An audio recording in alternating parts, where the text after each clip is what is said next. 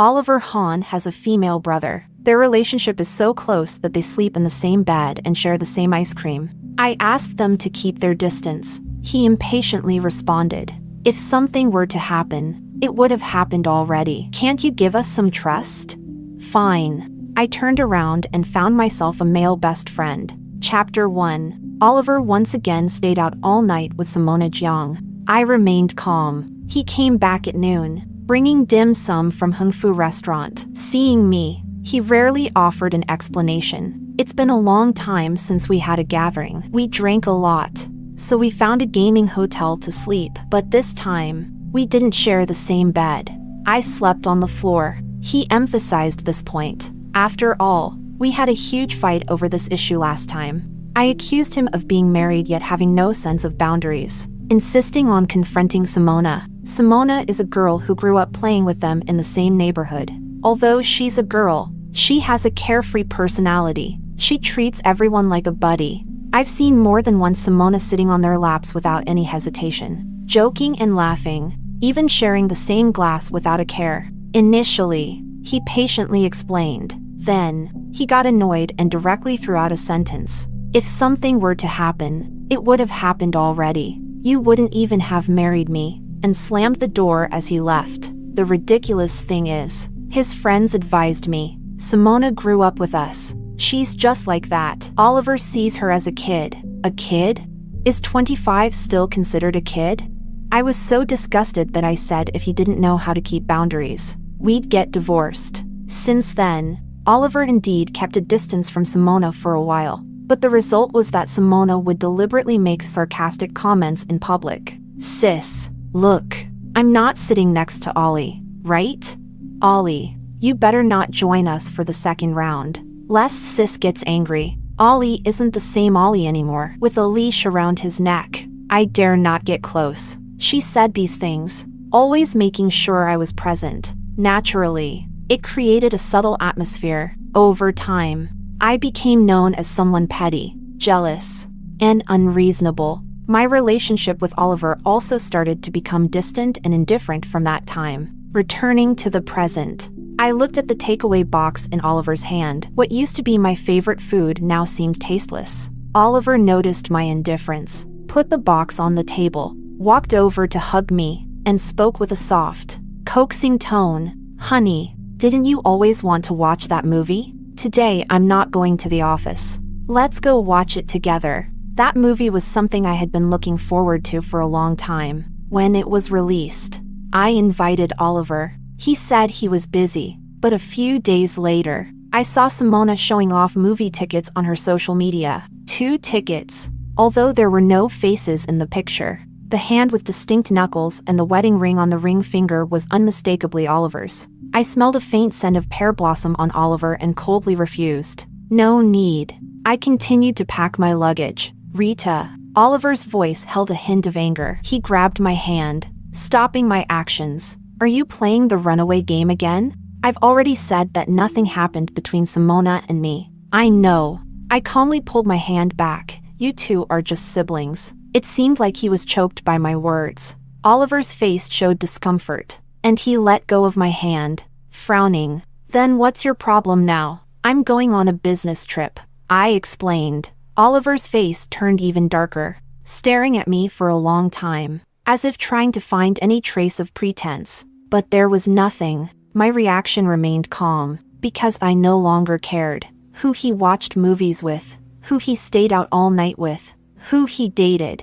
It didn't matter anymore. Chapter 2. Seeing that I wasn't angry, Oliver became even angrier. He seemed convinced that I was sulking and was determined to make amends. He took out his phone and started frantically searching for movie tickets. I watched him anxiously search. Finally, I couldn't help but softly remind him, "That movie has already been taken down." Oliver's finger froze on the screen. In that moment, I saw a myriad of emotions flash across his face. The air was filled with silent tension. The food on the table grew colder bit by bit. I bent down, packed the last item into my suitcase, and closed it. After that day, Oliver suddenly became very enthusiastic towards me. During the few days I was on a business trip, he would greet me regularly and ask repeatedly about my return time. I told him. On the day of my return, as I left the airport, I saw his car, a black Bugatti, parked by the roadside.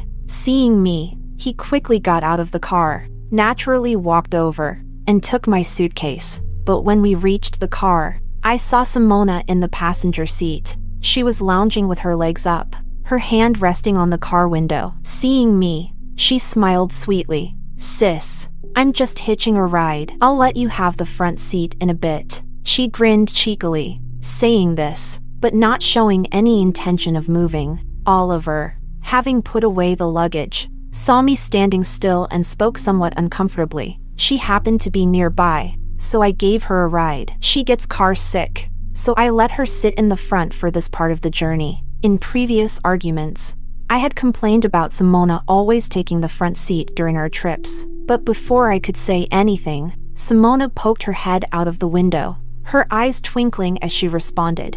Thank goodness Ollie was nearby today. Otherwise, in that godforsaken place I live, I wouldn't even be able to get a taxi. Sis, if you don't believe me, there are chat logs in the group. That group was created by their childhood friends from the same neighborhood. I wasn't in it. Of course, if Ollie had left me stranded, I would have tattled to our godparents. Simona continued, pretending to punch Oliver in the chest. Halfway through, she seemed to remember something, pulled back, and blinked at me nervously. Sis, I'm just used to this. No other intentions. Since the big fight with Oliver, Simona went from being completely unrestrained with her touchy-feely behavior to pretending to be cautious. It seemed like my nitpicking had made her deliberately keep her distance from Oliver. But if Simona really wanted to keep her distance, why did she soon start staying out all night with them again, having private dates? I could even sense the subtle challenge in her eyes. In the past, such tricks would have infuriated me, but now, I was too tired to deal with it. Even when Oliver asked Simona to get out of the car, I simply waved it off, opened the back door. It doesn't matter. I have a friend who's also heading our way. I'll sit in the back with him. A friend. Where? Before Oliver could react, someone called my name. Turning around, expression changed instantly. There, with broad shoulders and a narrow waist, dressed flamboyantly, a handsome guy dragging a suitcase hurried over. As soon as he stopped, he complained to me, "Rita, you left me behind. I just turned around to get my suitcase and you were gone." The man then pitifully clung to my arm, whining, "I don't know anyone here. You have to take care of me." Chapter 3. This scene left Oliver and Simona both stunned. Soon, Oliver reacted, grabbing me. "This is the friend you mentioned?"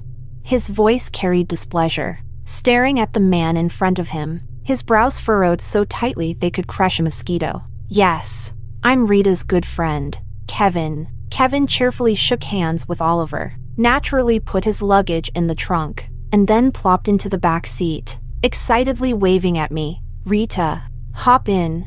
I got into the car but was stopped by Oliver. "Honey, it's not appropriate for men and women to sit together like that, right?" He was very close to me, and I could almost hear the grinding of his teeth. I was puzzled. Just friends. Out of the corner of my eye, I glanced at Simona, who was still comfortably seated in the front. For a moment, Oliver was speechless. Kevin chatted with me all the way. The front seat seemed unusually quiet. It wasn't that Simona wasn't talking. She had a lively personality. Every time we traveled, she would always chatter endlessly with Oliver. From childhood embarrassments to the latest neighborhood gossip, they would go back and forth, discussing topics I could never join in on from the back seat. But today, no matter how Simona tried to start a conversation, Oliver remained indifferent. A 30-minute drive ended in 15 minutes. After dropping off the two people in the car, he opened the front passenger door for me. "Sit in the front." I looked at him inexplicably and remained seated in the back, calmly refusing. "I'm fine in the back. Tired. Let's just go home quickly." I closed my eyes to rest. In the quiet, the sound of Oliver closing the door was louder and heavier than before. Chapter 4. Oliver entered the house with a dark expression. I had just finished changing my shoes and stepped out of the entrance hall when I saw him sitting in the living room, smoking. The scarlet flame of his cigarette illuminated his face. casting shadows over his expression. "What's your relationship with that guy?" Oliver took a deep drag of his cigarette, then stubbed it out harshly in the ashtray. Looking up at me, I looked at him, my tone calm. "A friend. A friend? A man over 6 feet tall is your friend? Rita, you went on this business trip with him, didn't you? Several days in a row, spending time with that man." Getting more and more angry, Oliver kicked the suitcase hard. I also got angry, opened the suitcase, and seeing his furious expression, retorted, "Business partners are either male or female. He has a good personality, and we get along. What's wrong with being friends?" "Of course there's a problem. He's a man. How can a man be a friend like that?" "Why? You can have a female brother, but I can't have a male friend?" My words left him speechless. I had never seen so many conflicting emotions on Oliver's face before. Shock, frustration, and resentment. Finally, he almost spat out through gritted teeth. "Simona is different. We grew up together. If anything were to happen, it would have. Kevin and I are different too. Can't we trust each other?"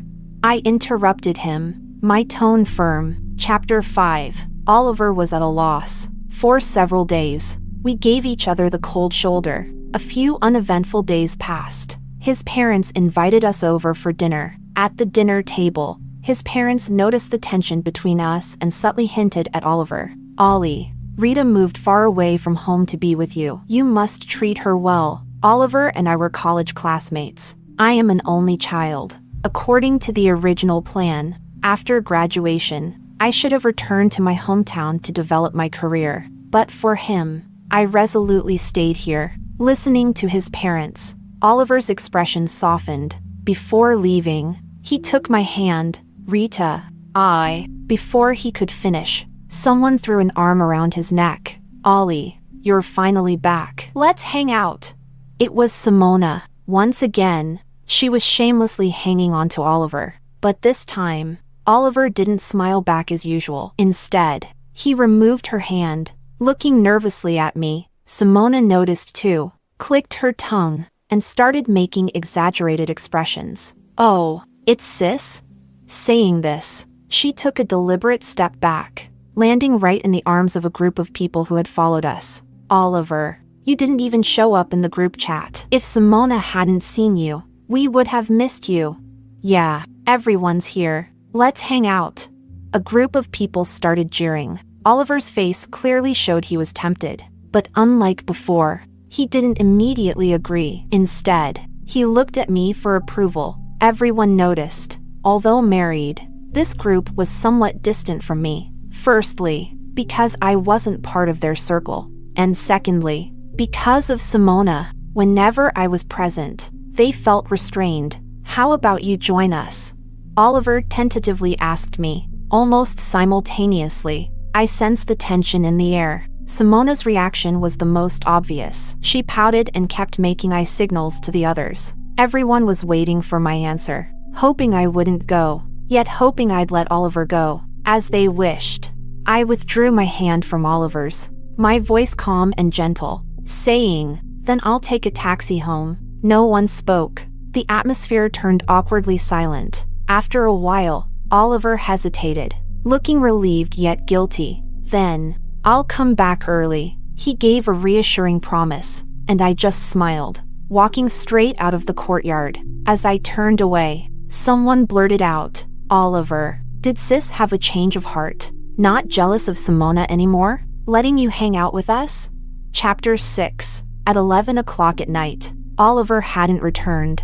I didn't ask, because I had just made plans with Kevin, along with a few other friends. We went to the most bustling bar in town. The pounding music hit our eardrums, bringing a sense of reckless abandon. Our group chose a spacious booth and quickly started having fun. After a few rounds of drinks, someone next to me suddenly got excited and pointed to a spot. "Whoa, that looks wild over there." Everyone perked up immediately and turned to look. I turned too, and saw familiar faces. At a nearby table, it was Oliver's childhood friends from the neighborhood. 7 guys and 1 girl, with the table piled high with bottles. Oliver was in the center seat, though his face was unclear from this distance. His actions showed he was looking down at his phone. Soon, Simona snatched the phone from his hand, then straddled him, wrapping her arms around his neck and waving a bottle of alcohol. Everyone seemed used to it, even standing up to cheer. Looks like they're playing King's game,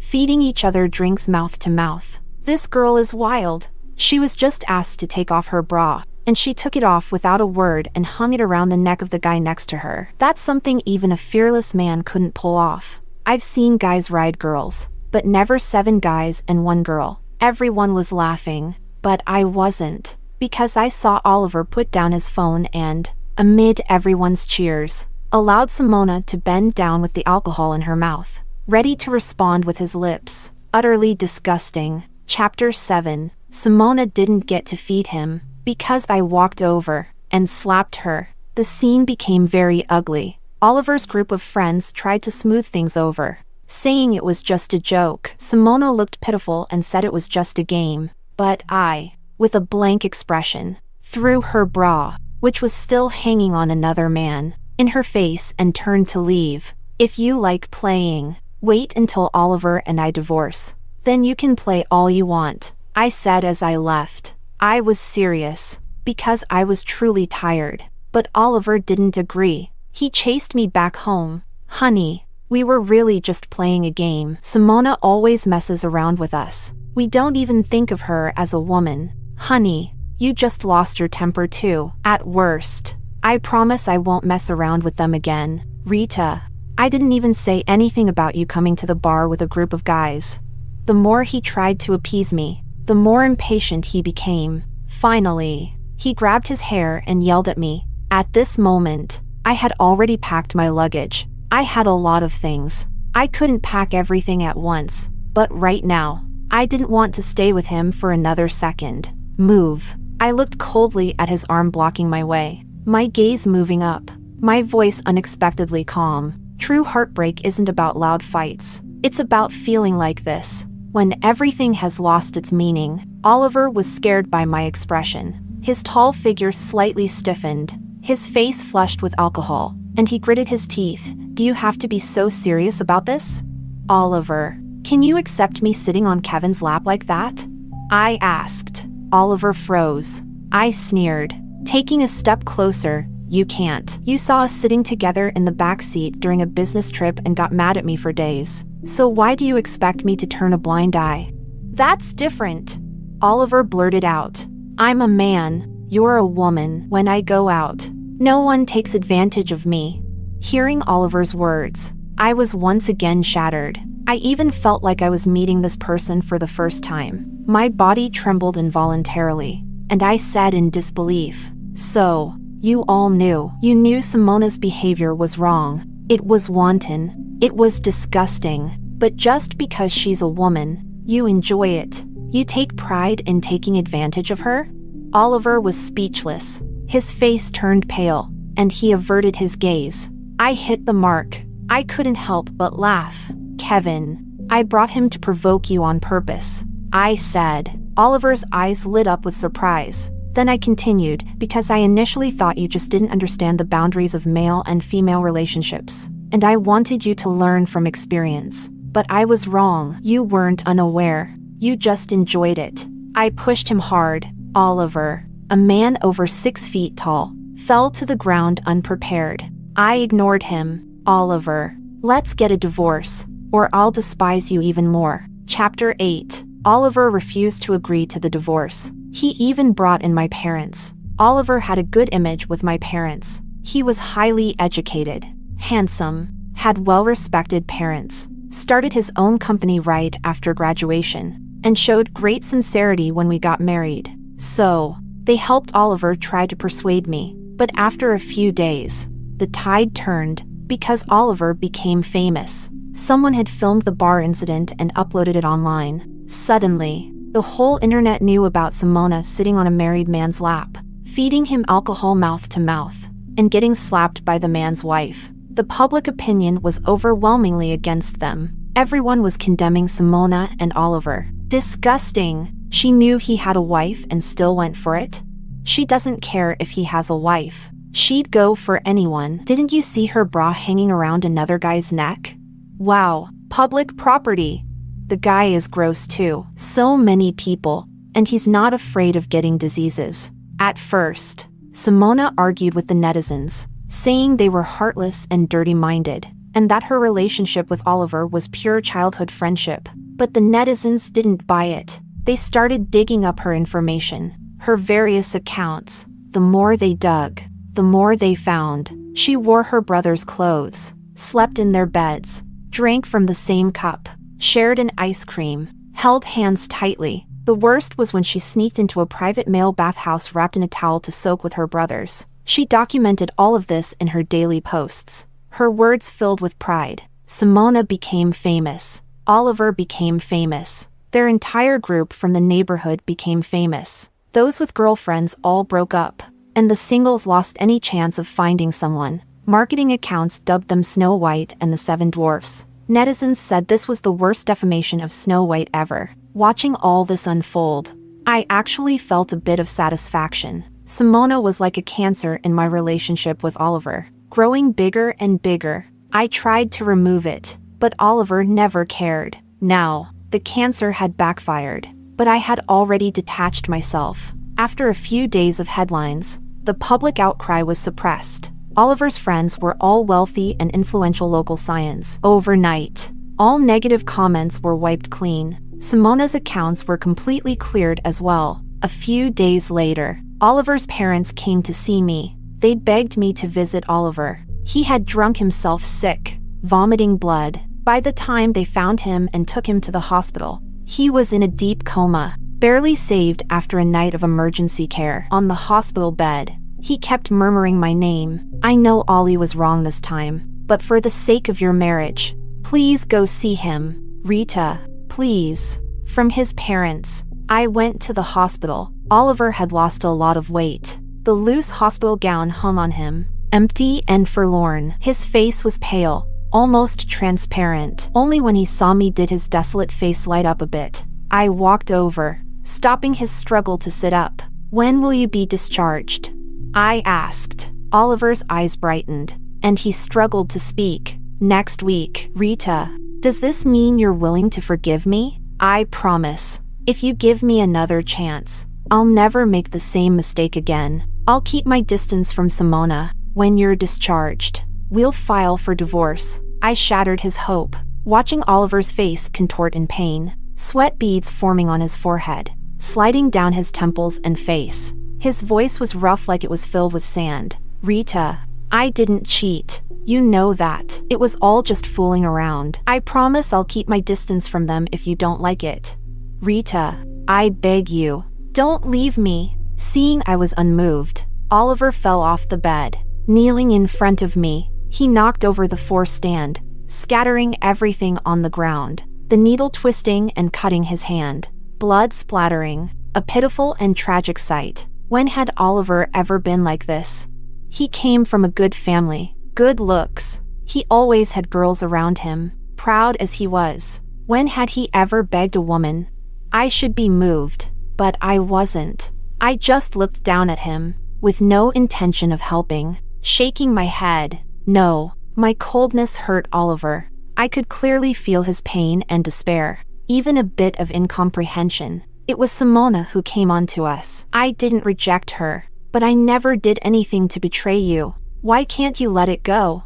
He shouted in despair. It seemed to pull at his wound, his waist and abdomen quickly soaked with blood, the red shocking to see. The commotion quickly brought in both our parents. Seeing this, the scene turned chaotic. Rita, Oliver made a mistake, but the main culprit is Simona. Oliver just treated her as a sister. He was also deceived. There's a saying, it takes 100 years to form a boat ride together, 1,000 years to sleep together as a couple. We've watched you and Oliver come this far. Does it really have to end like this?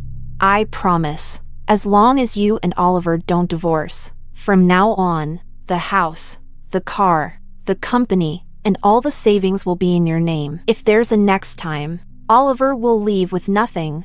My father-in-law promised. He had absolute authority in the family. Indeed, my parents were swayed. They looked hesitant. Rita, the Hahn family is sincere this time. And Oliver, He really knows he was wrong, my mother whispered, pulling me aside. My father wanted to argue, but my mother glared at him and pulled his ear. Oscar, I know what you want to say. We can support our daughter, but Rita's child also can't be without a father. Yes, I was pregnant. 1 month. I had planned to find a chance to get an abortion, but my parents found out. Elders value life far more than expected. They looked at Oliver, not saying anything, but their expressions were much softer than before. Clearly, they wanted to give Oliver another chance. Chapter 9. In the end, I agreed to give Oliver a chance. As long as he had no contact with Simona for a month, I would stop considering divorce. Both sets of parents were witnesses. He was overjoyed and agreed immediately. He seemed to think my proposal was something easily achievable for him. Both families breathed a sigh of relief, but only I knew. For him, this was a losing bet. Chapter 10. Oliver blocked Simona. He really stopped contacting her. He left the group, unfollowed all her accounts, and even showed me daily screenshots of his phone to ensure his contacts were clean. Kevin was surprised. Rita, you're not thinking of getting back with your ex, are you?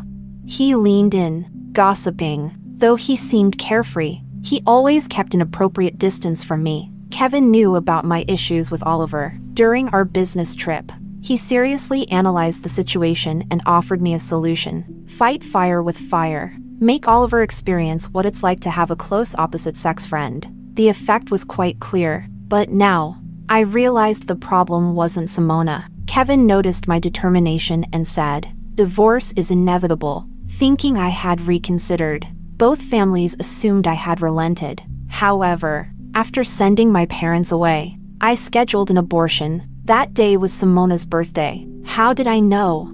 Because Simona, as the only girl in their group, always had a mandatory full attendance at her birthday celebrations. Rain or shine, I deliberately chose that day, not out of spite, but because I didn't want Oliver to disturb me. Kevin took me there. On the way, he cried more than I did. I'm serious. Keeping the child isn't impossible. I could help raise it. I'm never getting married anyway. Kevin had a very loving first love who unfortunately passed away at 20. Since then, he had disguised himself as carefree, always staying single. Rita, won't you reconsider? I'll cover half the costs of raising the child. Waiting outside the operating room, he still insisted, but I remained calm. I am me first, then a mother to my child. Kevin was speechless, looking at me with a complex expression, then nodded, as a friend.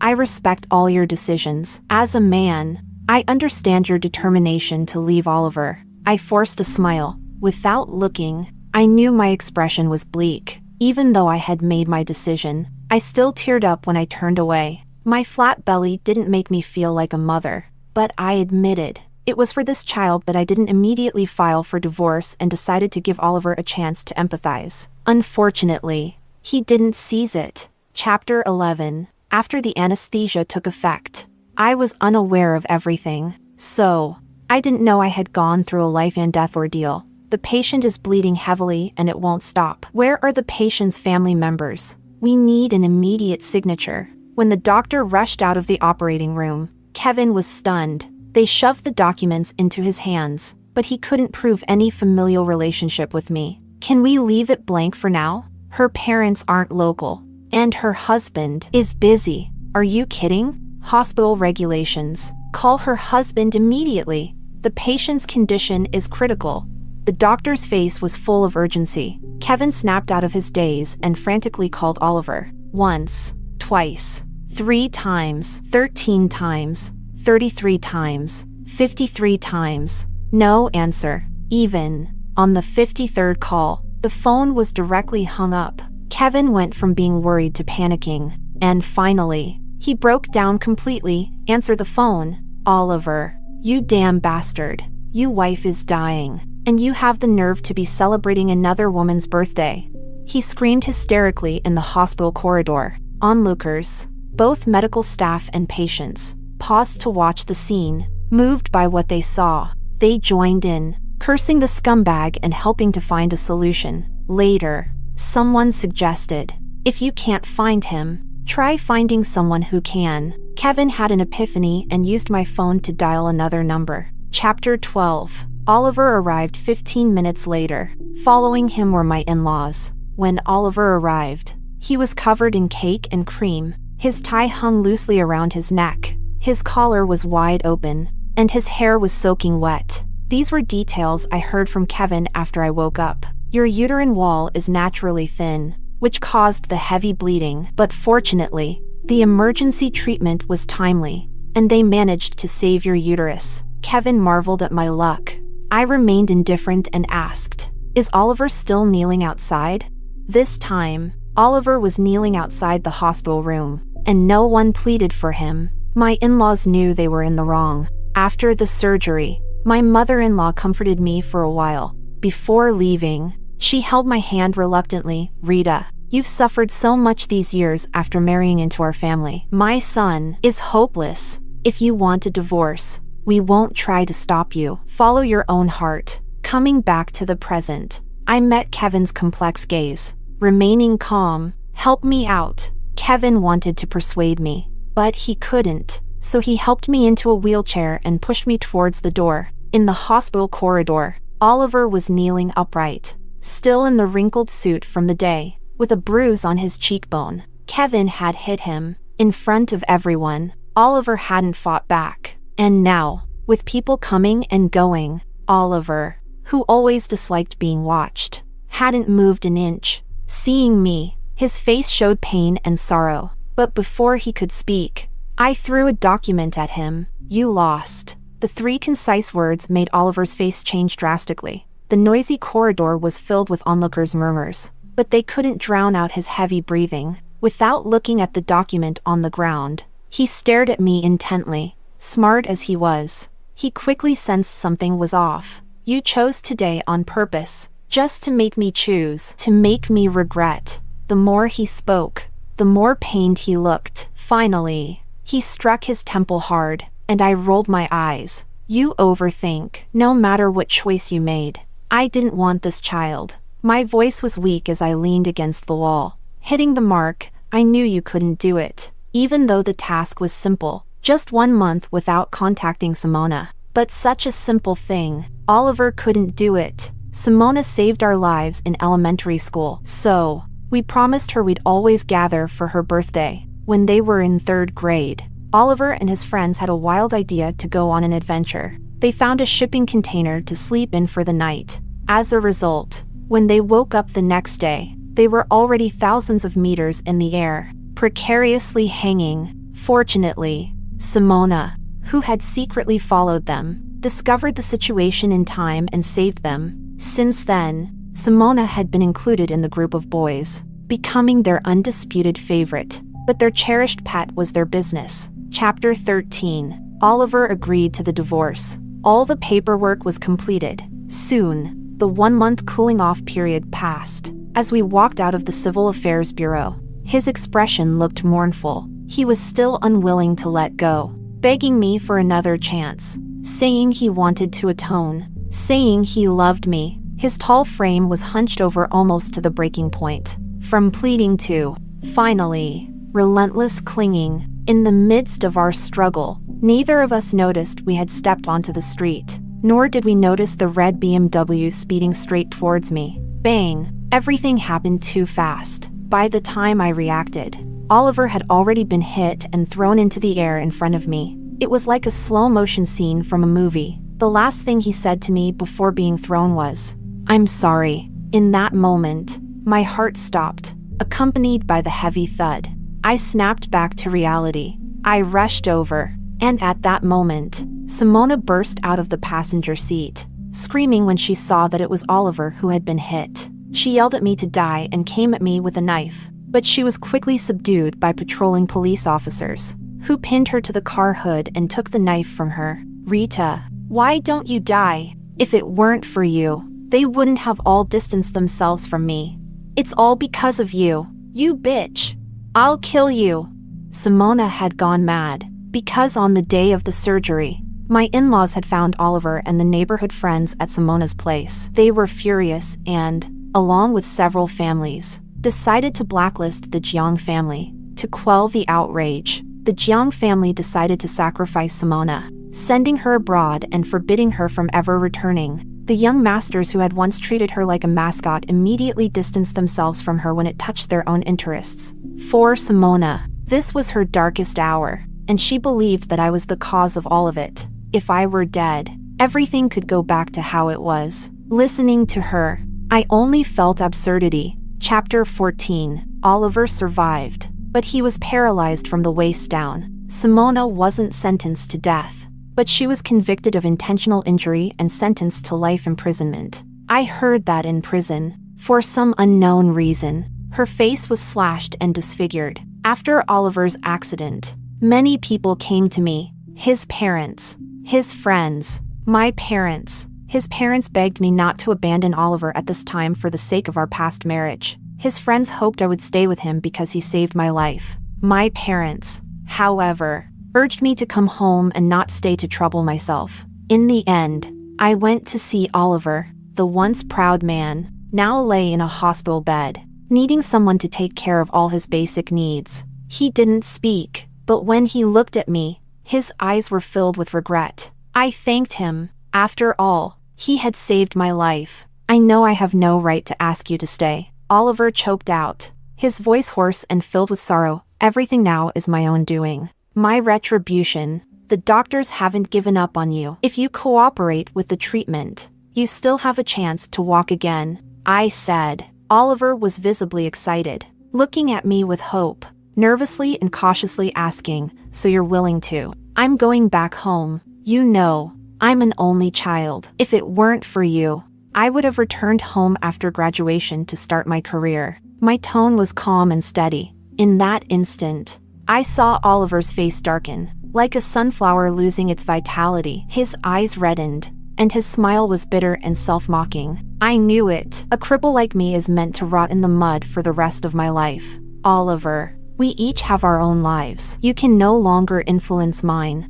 and I shouldn't influence yours. I interrupted his self-pity. Maybe my gaze was too piercing, striking his heart. The room fell silent. Sunlight streamed through the window, casting a golden glow on me. Chapter 15. I went back home. I continued to hear bits and pieces about Oliver. Oliver took 2 years to walk again, but his illness delayed his company's progress, leading to its closure. Another New Year's came. Kevin sent me a message. "Happy New Year."